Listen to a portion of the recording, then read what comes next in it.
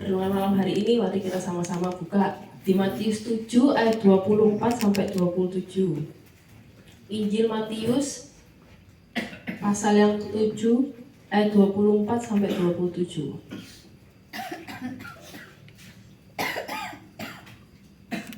Sudah ketemu? Amin. Amin. Satu. Sudah ketemu Bapak Ibu Saudara? Amin. Amin. Saya bacakan, coba direnungkan dengan baik-baik ya. 2 macam dasar. Setiap orang yang mendengar perkataanku ini dan melakukannya, ia sama dengan orang yang bijaksana, yang mendirikan rumahnya di atas batu. Kemudian turunlah hujan dan datanglah banjir, lalu angin melanda rumah itu, tetapi rumah itu tidak rubuh sebab didirikan di atas batu. Tetapi setiap orang yang mendengar perkataanku ini dan tidak melakukannya, ia sama dengan orang bodoh yang mendirikan rumahnya di atas pasir. Kemudian turunlah hujan dan datanglah banjir, lalu angin melanda rumah itu sehingga rubuhlah rumah itu dan hebatlah kerusakannya. Amin. Demikian Injil Tuhan. Nah, ini perikop yang terkenal ya. Ini juga perikop yang disampaikan waktu ibadah pemberkatan pernikahan saya. 2 macam dasar ini. Nah, di ayat 24 kita bisa baca lagi. Orang yang mendengar perkataanku ini dan melakukannya itu bijaksana. Urutannya dengar dulu baru melakukannya. Itu bijaksana. Bijaksana itu gimana? Yang mendengar perkataan Tuhan lalu melakukannya. Nah, kalau orang bodoh yang melakukannya dulu, setelah hancur baru cari perkataan Tuhan. Itu ya gampangnya. Nah, jadi orang yang bijaksana itu mendengarkan perkataan Tuhan dulu baru mulai mengerjakan. Bukan yang mengerjakan dengan yakin lalu bledru rusak lalu baru cari firman Tuhan untuk menghibur diri. Nah, kita semua di sini mau jadi bijaksana, amin. Amin, haleluya.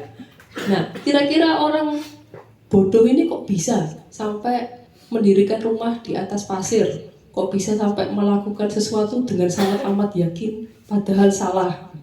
Kalau kata orang tua aku, banter salah. Ya. Itu pasti awalnya karena dia sangat pede, sangat yakin, diomongi gak ngono. Terus pokoknya ini, saya pokoknya gak yakin kalau dengar orang diomongi, dirasihati, terus ngomong, wes pokoknya gini. Karena pokoknya itu biasanya akhirnya nggak tepat ya. Nah, itu seperti yang dikatakan Amsal. Kalau Bapak Ibu Saudara sering baca Amsal, itu Salomo bolak-balik bilang orang bijak mendengarkan nasihat, didikan, teguran. Orang bodoh tidak menghiraukan didikan, nasihat, teguran.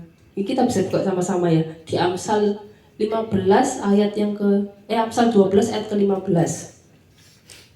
Kita bisa baca bersama-sama di Amsal 12 ayat 15. Amsal pasal 12 ayat yang ke-15. Bisa ketemu? Amin. Amin. Kita baca bersama-sama ya. 1, 2, 3. Jalan orang bodoh lurus dalam anggapannya sendiri, tetapi siapa mendengarkan nasihat, ia bijak. Amin. Jadi orang bodoh itu lurus dalam anggapannya sendiri. Jadi kalau kita masih pede, ini yang benar, yang benar ini. Omongan orang lain tidak dengar. Pokoknya kita pede. Nah, kira-kira kita ini orang bodoh. Saya juga orang bodoh ya. Sering yakin, pokoknya yang benar gini. Nah, itu kalau bedanya apa sih orang bodoh sama orang bijak? Bedanya itu ya. Satunya mendengarkan nasihat, dikasih nasihat mendengarkan, firman Tuhan mendengarkan, baru melakukan. Kalau orang bodoh enggak, ngelakoni sih, yakin sih, pede sih, pokoknya ngene, mari ngono rusak kabeh ya. Nah, mungkin kita saya dengarkan firman tiap minggu kok Mbak. Saya dengarkan firman tiap minggu. Tapi 10 minggu terakhir ada yang masih ingat apa enggak firmannya di gereja atau di agape? Itu mendengarkan tapi tidak melakukan seperti yang tadi di Matius 7 ayat yang ke-25 26. Dia mendengarkan tapi tidak melakukan. Jadi mendengarkan mek lewat tok. Nah, mungkin malam hari ini kita diberi kesempatan untuk merenungkan kehidupan kita ya. Pernah apa enggak kita kok semuanya jadi seperti ini, kok semuanya berantakan, kok semuanya hancur berkeping-keping, kok salah semua, kenapa ya? Nah itu kalau bisa sama Tuhan disetelin CCTV, loh tak baleni ketawa loh, awalnya gak cocok ambek PD-mu. Biasanya gitu, awalnya pede, yang penting ini, terus waktu sudah rusak semua, ini kenapa Tuhan? Cobaan Tuhan apa? Nah, terus lalu kalau seperti itu curhat sama temennya. Saya ini bolak-balik dengerin Bu Esti sambatan perkara pasien ya maksudnya. Yang pasti curhat ke Bu Esti itu. Wong iki lho Mbak diomongin ndak kena. Terus curhate apa masalahnya ngenang-ngene. Tapi diomongin ndak kena, ndak tahu ngrungokno. Bu, orang curhat itu ada dua. Yang satu butuh nasihat, yang satu cuma butuh validasi. Butuh, oh iya awakmu iki menderita anjen, ya sakno ya ampun, iya salah bojomu anjen, salah anakmu, iya salah tonggomu. Itu orang-orang yang bodoh, karena yang salah pasti yang di luar. Yang salah pasti, oh bojone sing salah, oh toncone sing salah anake ya. Yang salah teman kerjanya, yang salah saudaranya. Nah, itu kalau Bapak Ibu Saudara sekalian mau memperhatikan orang curhat, ada temennya curhat ya, aku kesel kabeh ngono-ngono, aku gara-gara bojoku. Dengerin yang salah siapa dalam cerita demikian. Yang salah orang lain atau yang salah dia sendiri. Kalau pas ada yang orang sambat atau orang curhat, kalau yang orang bijak itu pasti iya bener, kowe yang salahku, sambil dia merenungkan sungguhan. Kemarin kok salahku nang gini, aku diomongi Pak Iwan ndak percaya marai. Nah itu orang tanda-tanda orang bijak. Kalau orang bodoh biasanya begini guru bojoku ngene guru iki ngene. Yang salah pasti orang lain. Nah kalau sudah seperti itu diomongi model piye ndak kena ya. Nah mungkin bisa jadi kita dengar nasihat itu juga karena modelnya yang kasih nasihat, jadinya tidak dengarkan nasihatnya tapi sudah menarik diri duluan. Ini contoh aja misalnya kalau ada orang sudah mau lompat di pinggir jurang, ya dia berdiri di sini ini sudah jurang. Nah kalau kayak model Pak Iwan ini langsung dituare, sok mati lu awakmu, cok mencolot. Terus sampai orangnya lo biru kan Pak Iwan sakit.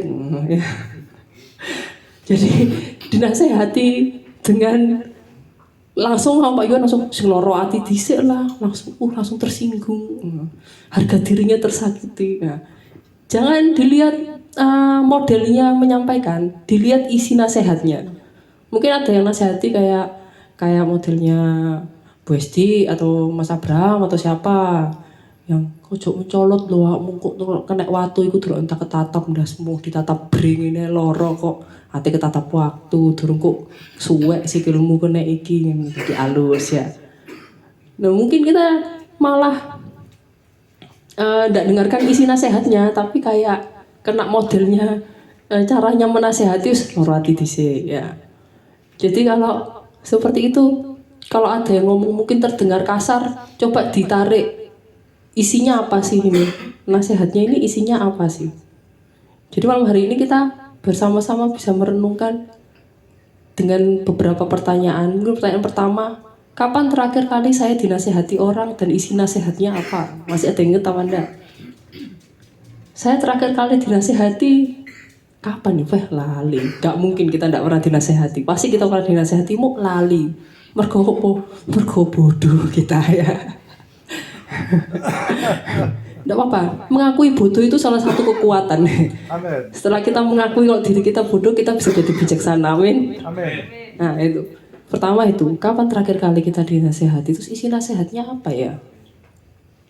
Atau pertanyaan yang kedua mungkin, pas waktu itu saya susah-susahnya, jatuh-jatuhnya, itu kita belajar apa dari situ? Yang kita yang salah, atau keadaan yang salah, atau siapa yang salah? Kalau kita pernah kolaps atau pernah hancur, pernah jatuh, terus kita menarik pelajaran, oh iya saya yang salah.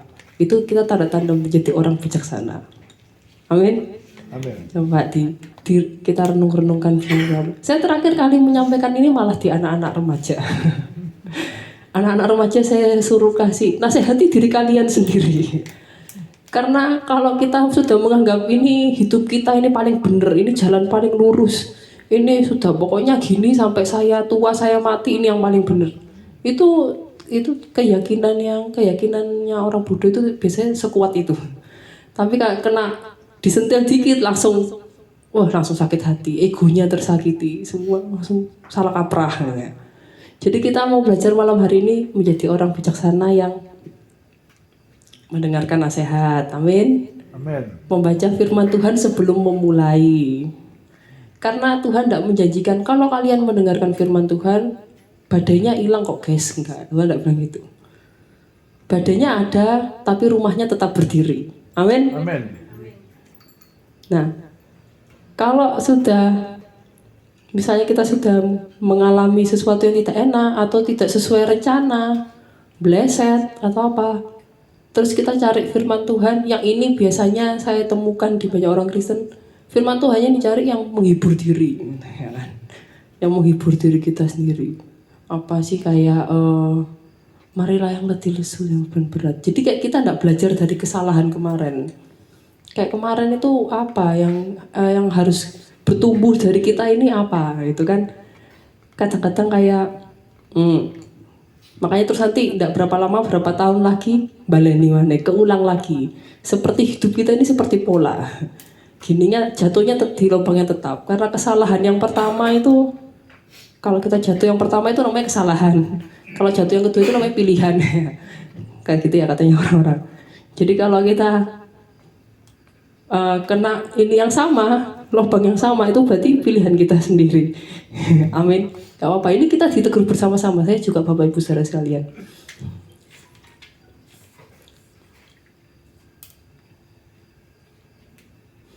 Nah, jadi Bapak Ibu saudara sekalian, malam hari ini kita boleh bertanya pada diri kita sendiri, kita mau jadi orang bijak atau jadi orang benar? Orang benar ini maksudnya bukan benar-benar benar.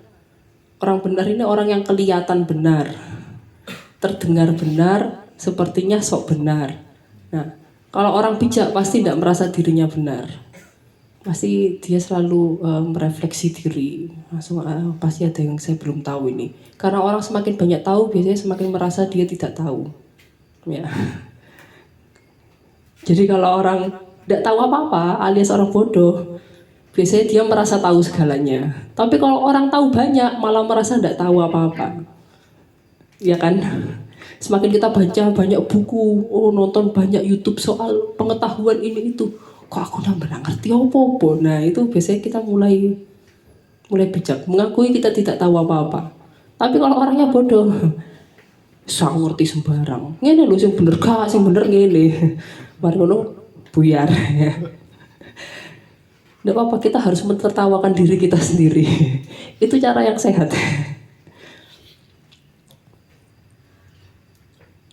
Maaf ya Bapak Ibu, saya tadi persiapannya cuma 1 jam karena Pak Yuhan, Mbak Ayu Firman ya. Loh, masih pilek. Tapi semua sehat ya, amin. Amin. Ternyata firmannya cari langsung dia orang bodoh menganggap jalannya lurus. Wow, terima kasih Tuhan. Maka dari itu Bapak Ibu saudara, malam hari ini kita sama-sama memulai membaca firman Tuhan untuk sebagai dasar sebelum memulai berangkat mengerjakan sesuatu, dan juga dibaca terus. Jangan cuma bukan ngertinya sih, biasanya orang kayak seperti ini sih, cocoknya firman ini, satu firman ini cocok banget, terus itu yang dipegang terus. Yang kayak lainnya gak cocok, saya gak menyenangkan hatiku, atau merusak pride saya, atau merusak ego saya ya. Jangan hanya memegang satu ayat atau satu perikop atau satu cerita, terus itu kita pakai itu terus. Tapi kan katanya gini, tapi kita nggak mau baca semua firman. Yang kita baca itu kitab suci, bukan ayat suci. Jadi harus dibaca semua Alkitabnya. Amin. Ada yang pernah baca Alkitab semua? Seru sekali Bapak Ibu. Saya dulu baca Alkitab bareng almarhum Bang Joni. Karena saya buka kafenya sepi. Setelah rame terus kafenya sepi. Akhirnya ngapain? Baca Alkitab sama Bang Joni. Ya maraton Alkitab terus Bang Joni sampai mana? Ini saya sudah mau perjanjian baru ini. Almarhum Bang Joni gitu. Mau perjanjian baru, hati-hati lu Bang Jon. Kenapa? Itu lakonnya meninggal nanti. Lakonnya meninggal. Iya tapi nanti bangkit lagi ya.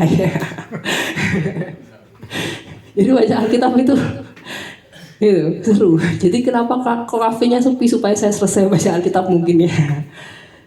Nah, jadi Bapak Ibu mari kita sama-sama kalau ada waktu luang ataupun waktu tidak luang kita baca firman Tuhan. Ya, amin. Injil lah paling tidak Injil lah Matius, Markus, Lukas, Yohanes. Supaya waktu kita memulai mengerjakan sesuatu itu dasarnya firman Tuhan, dasarnya perkataan Tuhan, bukan dasar yakin tok. Yakin tok tapi ini iman ini. Yo iman tapi gak tahu mendengarkan firman Tuhan. Yo untuk piye. Siapa yang mau jadi bijaksana? Makanya haleluya. Kita semua pasti jadi orang-orang bijaksana. Amin. Amin. Kiranya renungan malam hari ini boleh memberkati kita semua dan menjadi berkat bagi kehidupan kita, keluarga kita dan sekitar kita. Mari kita tutup Alkitab kita. Kita mau berdoa. Saya undang Pak Yuan untuk berdoa.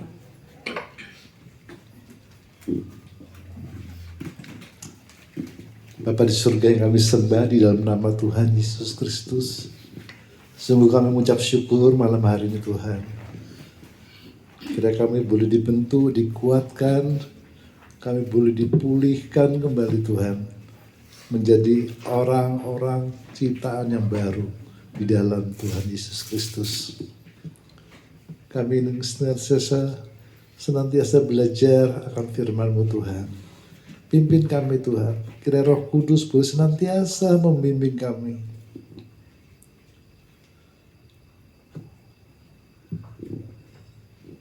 Mari angkat doa kita. Bapa, ajar kami. Roh Kudus, ajar kami. Jadikanlah kami ciptaan yang baru. Ajar kami untuk senantiasa berjalan dalam terang-Mu Tuhan.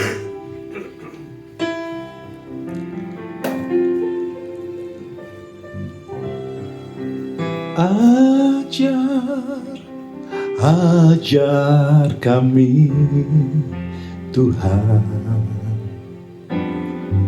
jalan dalam terang-Mu. Berikan kami hati, berikan kami hati yang teguh mengasihi-Mu.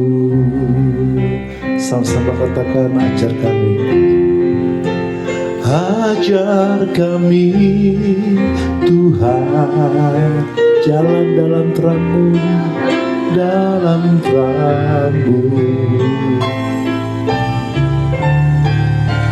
Berikan ku hati yang teguh mengasihi-Mu.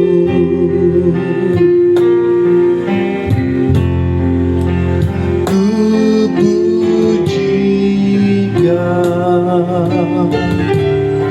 selama-lamanya. Segenap hatiku, segenap kuatku, segenap hidupku, ku serahkan padamu. Jadilah sesuai kehendak-Mu.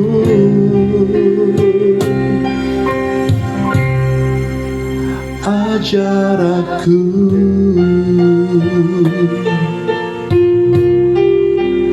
Yesus Tuhan.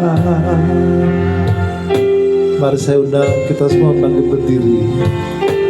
Kita naikkan pujian sekali lagi bersama-sama. Roh Kudus pimpin kami. Ajar kami Tuhan. Ajar kami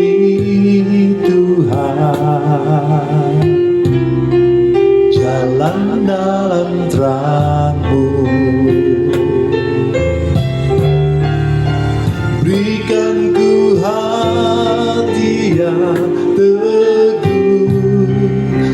mengasihimu. Sekali lagi katakan, ajar kami Tuhan, ajar kami Tuhan, jalan dalam terang-Mu, jalan dalam terang-Mu. Berikan kami hati yang teguh, berikan ku hati yang teguh mengasihimu. Mari sama-sama kita angkat tangan kita. Ku pujikan selama-lamanya, segenap hatiku, segenap kuatku, segenap hidupku, ku serahkan padamu. Jadilah sesuai kehendak-Mu. Ku pujikan selama-lamanya.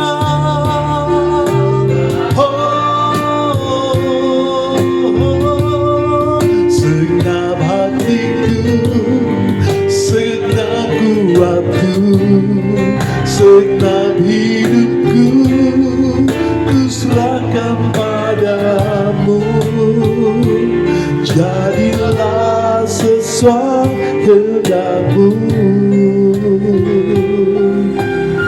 Ajar aku Tuhan, ajar aku, Yesus Tuhan, Yesus Tuhan. Ajar aku, ajar aku,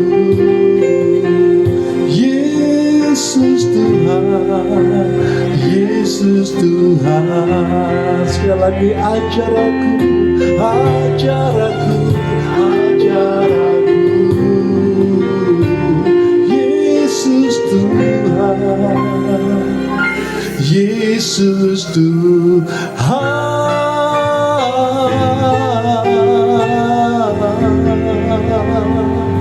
Terima kasih Bapa di surga, terima kasih kiranya firman-Mu bertahan dan bertumbuh, berakar, bertumbuh dan berbuah Tuhan. Terima kasih Bapa di surga, kami mendengar ucapan syukur kami Tuhan untuk berkat firman-Mu malam hari ini. Kiranya kami semua diberkati, kami menjadi orang yang kuat Tuhan, orang yang selalu baru di hadapan-Mu Tuhan.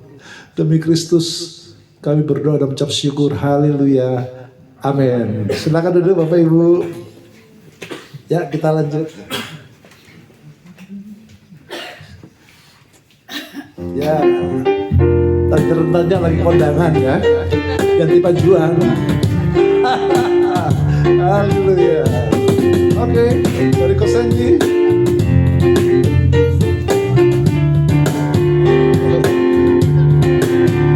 Jangan lelah bekerja di ladangnya Tuhan, Roh Kudus yang beri kekuatan, yang mengajar dan menebang. Jangan lelah bekerja bersama-Mu Tuhan, yang selalu menyuguhkan akan segalanya. Ratakan tangan, ratakan tangan bergelombang, ributlah tanah yang berubah, menjadi siap untuk menjadi siap dibangun di atas dasar iman. Ratakan tanah bergelombang,